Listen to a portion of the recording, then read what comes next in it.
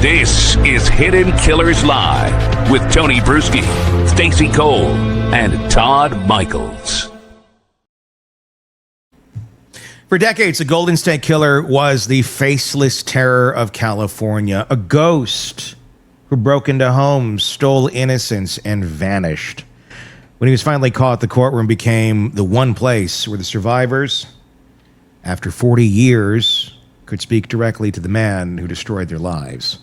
My guest today isn't just telling that story. He lived it. Sacramento County District Attorney Thien led the prosecution that finally ended the Golden State Killer's reign of silence. And now in his new book, The People versus the Golden State Killer, he's taking us behind the scenes of the investigation, the trial, and the moral weight of justice. And we're going to go into what went on behind those scenes, behind that curtain today, with your questions, our questions, and really digging deep into the parts of the story that you may have never heard before. Welcome to put your questions in the comments section there on YouTube, and we'll try to get to them throughout our conversation. Thien, welcome to the program, and thanks for taking the time today to join us. It's an honor for me to be on the show, so thank you so much. Thien, there's so much to go through and so many questions that I think a lot of us have about this case, where it's at today, how it got here. But I mean, take us back a little bit. I mean, you have lived, a very interesting story, the American immigrant story. You fled Saigon, learned English from scratch. You became the DA. I mean, how? I want to ask from your perspective, from your prism of everything you've lived through in life, to coming into contact with this case. How did that experience and your experience shape the way that you saw this case, about the power, the fear, and control that this man wielded for so many years? You know, we're all a creation of our own history, right? Our personal history, our family's history. Yeah. And as you mentioned, I was born in Vietnam, and I escaped Vietnam after the fall of Saigon on a fishing boat. We ran out of gas, food, and water, drifting on the ocean until we were rescued, and I ended up in a refugee camp. And as you mentioned, when I came to this country as a child, I learned how to speak English by watching Bugs Bunny cartoons. Oh, wow. 20 years later, graduated from law school. And the reason why I went to law school is I wanted to give back to the greatest country in the face of the earth with the greatest justice system. And so, everything I've ever done in my career was try to give voice to the voiceless. And that's what we tried to do. That's what law enforcement tried to do in this very case. They could have given up 20, 30, 40 years ago, but the law enforcement officers kept pursuing him generation after generation. And then when we caught him, it was to help the victims find justice and find their voices, and take that back from this monster who craved control because he had very little control and power in his own life. Tell me about how was it? What was the situation where this began to enter your ether, where you first heard about the case, and then when you started being involved in the case? What was going on?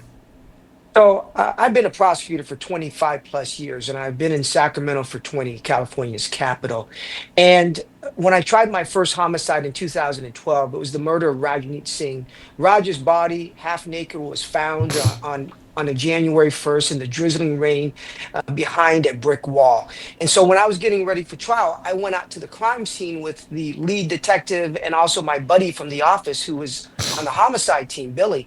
He grew up in Rancho. And so as we're driving to the crime scene in 2012, I see all these bars on every door and every window. I'm like, why are there so many bars everywhere in Rancho Cordova? And that's when they both said it's because of the ear. And I said, the ear? Who's the ear?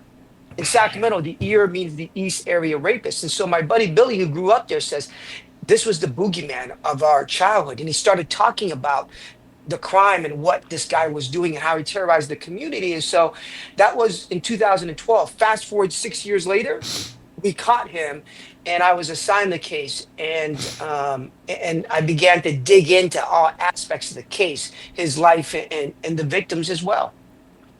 When you look at how long this man had that reign of terror and then went silent, but the remnants of the damage was done. For example, the bars on those windows, the stories that we've heard from the victims that were living with that constant fear for so many years, even after the silence.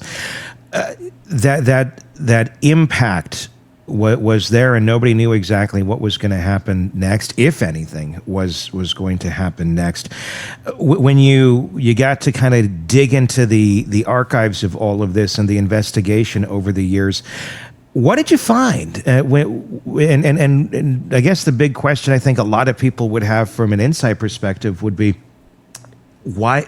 How did he evade? How did he evade being caught for all of that time? I mean, considering the massive trail of destruction that he left in his wake. You're talking about 13 known murders, upwards of 50 Yeah. sexual assaults, 120 burglaries in 11 different jurisdictions up and down the state of California over a 12-year time span. How did he evade capture? His scope was the scope of his crimes was unfathomable. And how did he evade capture? I think two reasons. Number one was he was a police officer for most of the early part of his crime spree. So he knew about police tactics. He knew how long it would take for the police to arrive on scene, to set up their perimeters on the egress and egress. He knew all the ins and outs of how to escape because he knew that where they would set up their blockade. And so he had an insider perspective and expertise on how to evade capture, how to identify his witness. But then the other problem was back in the 70s and frankly into the 80s and even the 90s, a lot of the law enforcement agencies were siloed. You know, Sacramento didn't talk to Contra Costa. Contra Costa didn't talk to Santa Barbara or Orange County or these other jurisdictions. They were siloed. And so he was able to jump from jurisdiction to jurisdiction and evade capture.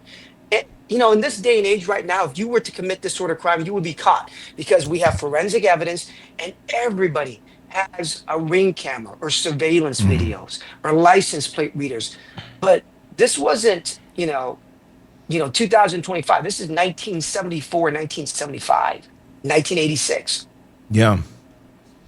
A very different time, very different place. And I agree with that. We talk about that quite a bit, I think, where today, I don't know that a lot of these predators of the past, at least in the way that they operated, could operate today because of technology, because of the way that we police things and the way that we can monitor things and the way that we can connect dots.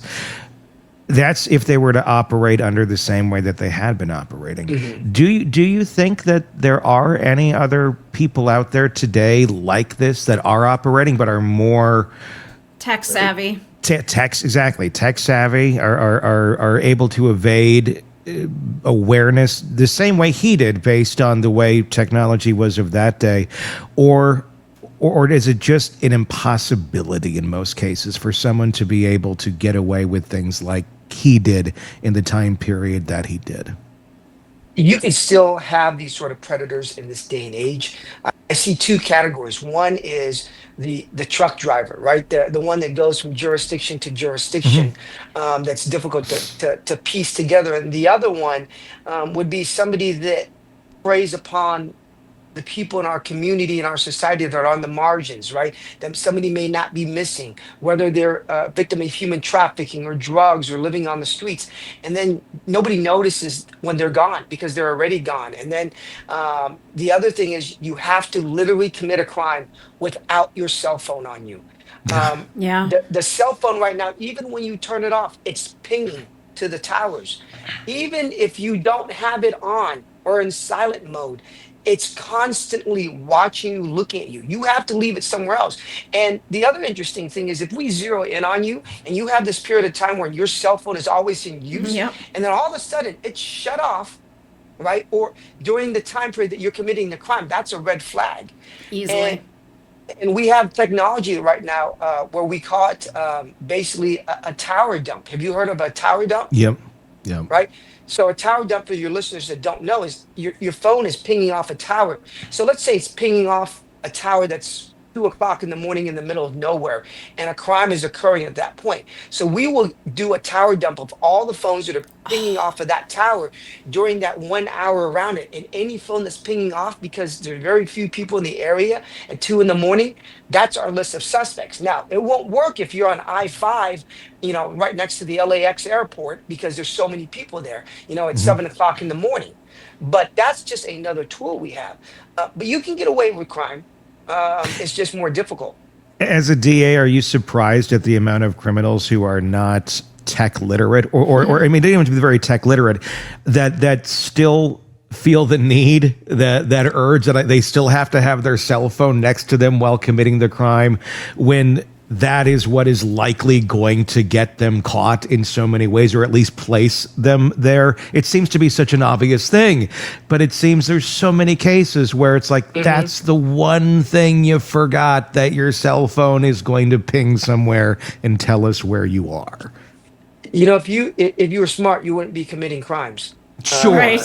Right. And so, I mean, we're dealing with a subset of individuals here that are more likely to get caught because of it. And it's rare that you get somebody as meticulous, rare that you get somebody as smart, as detail oriented as the Golden State Killer.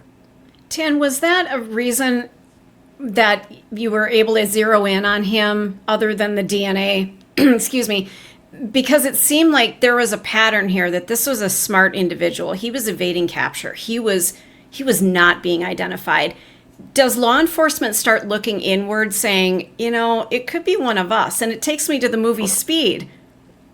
Like it was a retired cop who was doing this. So, great question, by the way. They had done a series of profiles, at least 2 profiles, one of which was by the FBI. And the profile back in the 70s and the 80s determined or opined that he was a former cop or in the military, right? And lo and behold, he was in the military and he's a former cop with a criminal science degree. And in fact, the book starts off covering the Visalia Ransacker series. And that was a series of burglaries, 120 of them in a 3-mile square radius from 1974 to 1975, that culminated in the murder of Professor Claude Snelling in the attempted kidnapping of his 16-year-old daughter and the shooting of a police officer as well.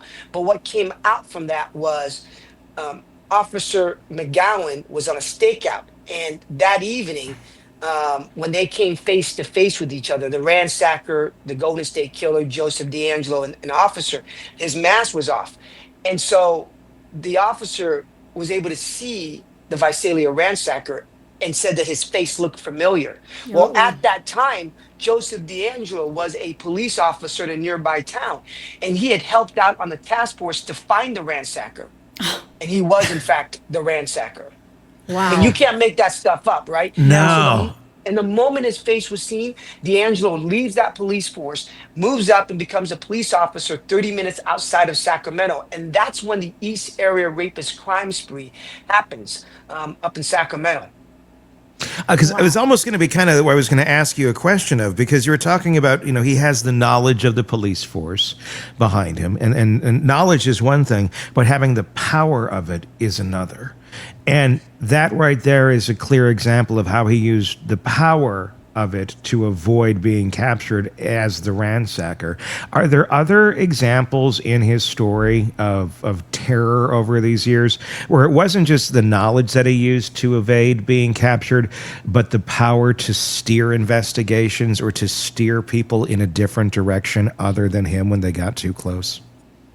There are plenty of examples of that during his East Area Rapist crime spree.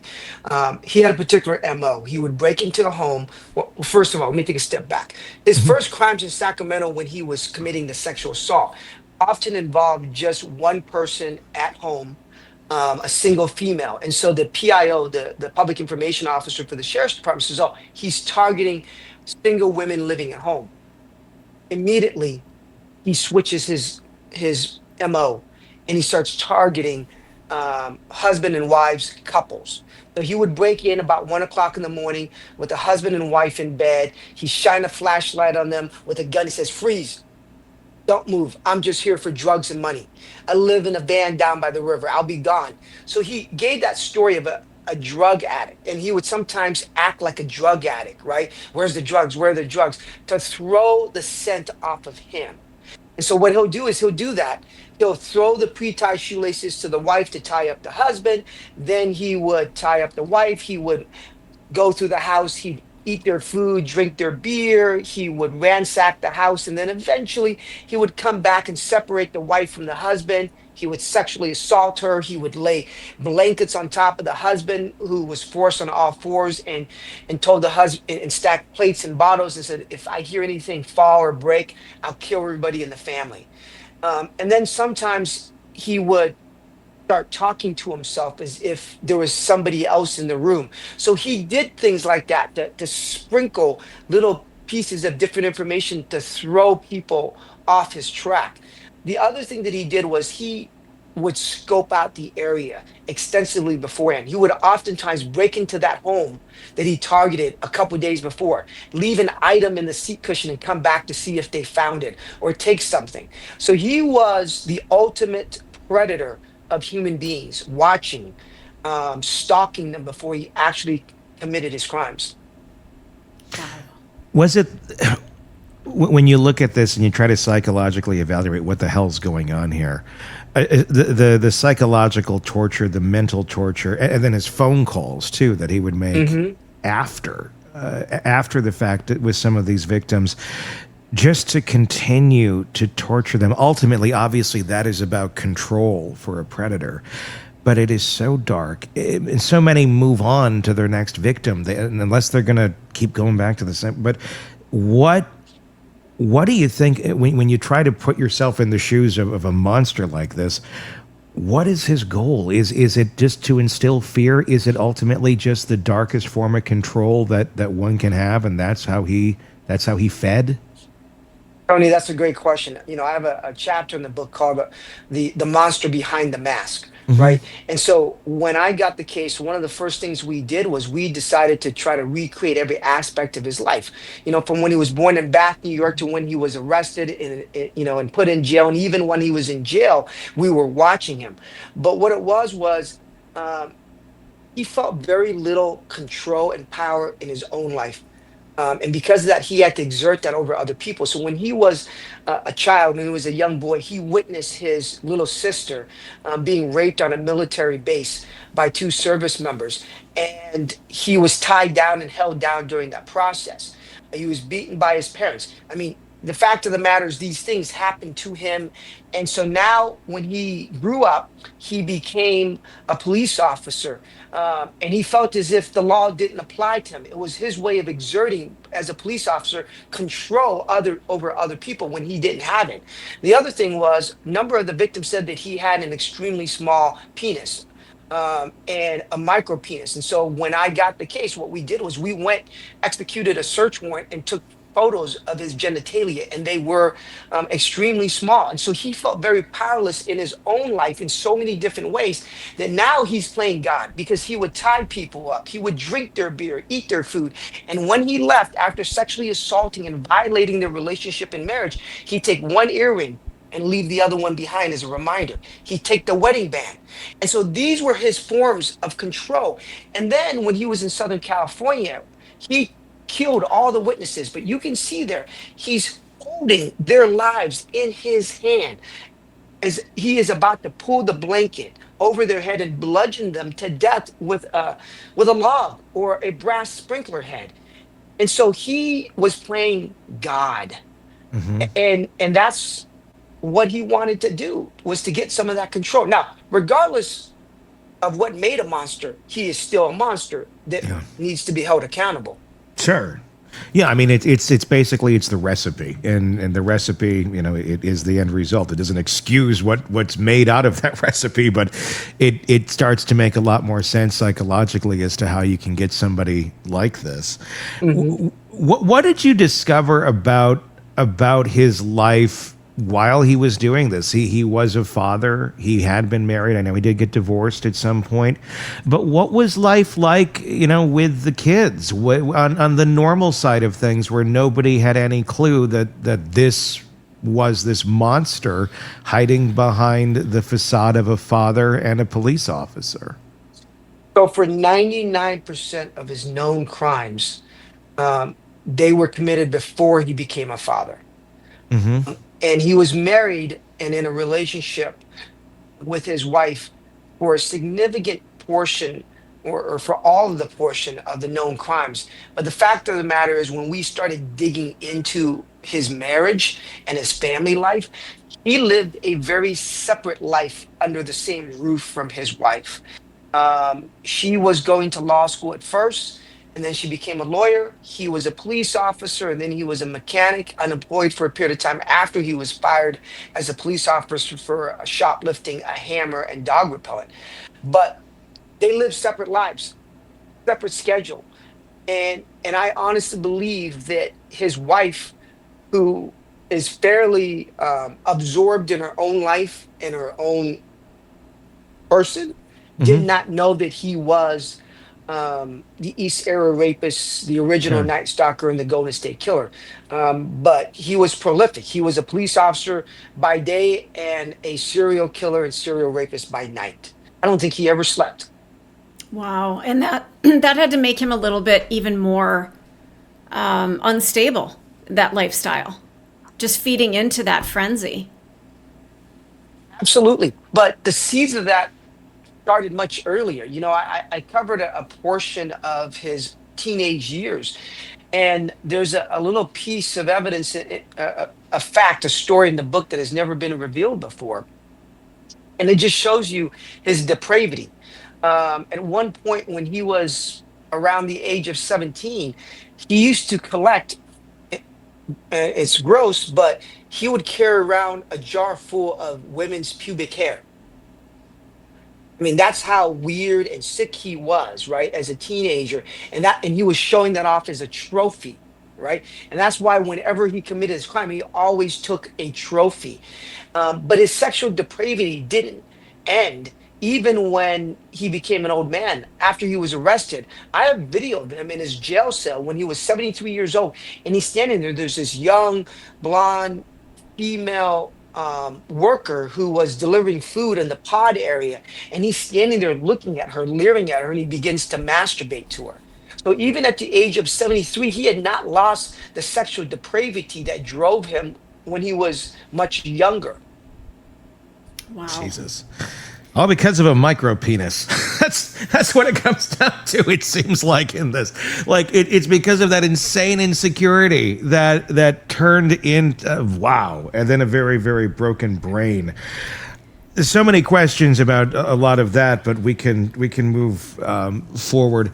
The way that he seemed to be almost a chameleon, it sounds like, in a lot of his life, where he could be a cop, then he could be a mechanic, and then he could be a loving dad. We learned before the show, Stacy, we were talking. Stacy, you were looking up information about the daughters, and the daughters had said loving father, right? I mean, The best father you could ever have is what one of them said. and obviously we know in the greater context of things what a monster he was, but it's such a stark contrast to how he could be a different human being to different people. And that really starts to make you wonder, gosh, what kind of a depth can this be? And then we saw the version of him in court as well. I know in the book you had mentioned that you believe he was trying to fake insanity while obviously that was part of the defense, but also when he was in court, when we saw those images of him, those videos of him, he looks like this frail old man that's barely present. All an act, you say. Tell me about what you witnessed in that scope of things. He is the master manipulator. He's manipulated everybody in his inner circle and outer circle. A couple hours before he was arrested, we had a surveillance team following him, and he was out there jumping in and out of his boat. A few days before that, he was on his motorcycle at the age of 72, weaving in and out of traffic, going 80 miles an hour, doing counter surveillance moves. And suddenly we arrest him, and he's sitting there almost as if he is in a comatose state in the interrogation room. They wheel him into the courtroom, and he's in a wheelchair, laid back with his mouth ajar, breathing out of his mouth like a fish, on the ground. And it was all an act, because literally, as he's doing that in the courtroom, I have video of him walking into his cell with a cane. Okay. Have you guys ever seen the movie The Usual Suspects? Right. Yes. And that scene where he's walking out of the police station. So I have a video of DeAngelo, the Golden State Killer, hobbling in, barely limping, as he's walking in with a cane to a cell. The moment the door closes, the cane goes down. He's doing jumping jacks. He's moving around. He's climbing up and down his bunk bed. He is the master manipulator. He's been that way his entire life. The people that really, really know him see the monster behind the mask. And so that's who he is. And the only time that we really get a glimpse of him is in those quiet moments when he's in his cell thinking that he's alone and nobody's watching. I mean, I had videos of him. Literally, he would walk in a triangle for like 2 hours straight, 18 steps, nearly every footstep in the same spot, just methodical, like an animal cage that's ready to pounce. It sounds like just animal instincts on a monster like this. Yeah. Want more on this case and others? Then press subscribe now and don't miss a moment of true crime coverage from Tony Brueski and the Hidden Killers podcast.